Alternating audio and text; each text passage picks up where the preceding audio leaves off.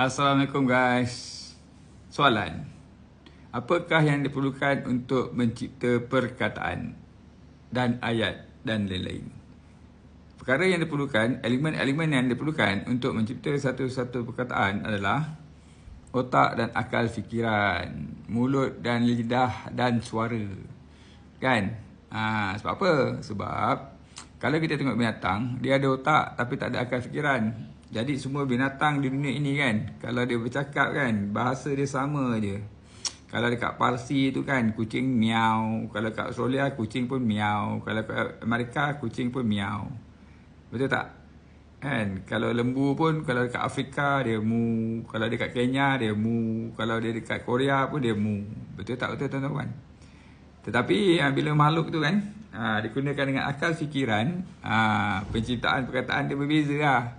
Betul tak tuan-tuan? So kalau dekat Malaysia, bodoh. Kalau dekat Itali, stupido. Kalau dekat Amerika, stupid. Dia jadi lain-lain pula kan. Padahal dia makhluk sama je, makhluk manusia. Tapi bila keluar, bila ada akal fikiran, dia keluar lain-lain. Betul tak tuan-tuan? So, cerita dia mudah je. Siapa yang mula-mula sekali yang mencipta perkataan bodoh? Kan, datuk nenek moyang kita lah tak? Kan? Tapi soalan dia kan, kenapa dia tak cipta perkataan bodoh tu untuk menggambarkan pandai?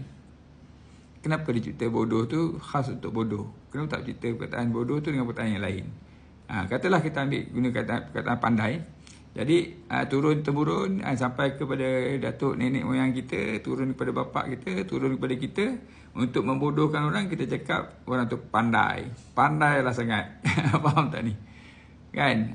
Kalau kata orang zaman dahulu kala, dia cipta harimau tu monyet. Maknanya sekarang ni kalau kita nampak binatang yang warna coklat yang atas pokok tu, yang bergayut, yang ekor panjang tu, nama dia harimau. Yang mengaum tu nama dia monyet. So tuan-tuan, kata-kata ni satu istilah je kan. Orang boleh cipta pelbagai-pelbagai istilah kan. Dan dia sebenarnya satu istilah yang tak ada memberi apa-apa kesan lah kan. Kalau cakap macam mana pun kan, sebenarnya tak perlu nak ambil hati. Tak perlu nak bermuram-beruja kerana itu. Sebagai contoh, sekiranya tuan-tuan dan puan dimaki hamun dalam bahasa Perancis ataupun dimaki hamun dalam bahasa Spanyol kan, bahasa Latin, apa benda pun tak faham kan. Ingatkan dia cakap benda lah, padahal kena maki kan. So tuan-tuan, kalau kena maki ke depan ni kan, kalau kena bodoh ke depan ni kan, relax-relax je lah, tenang-tenang je. Kerana kata-kata hanyalah satu istilah.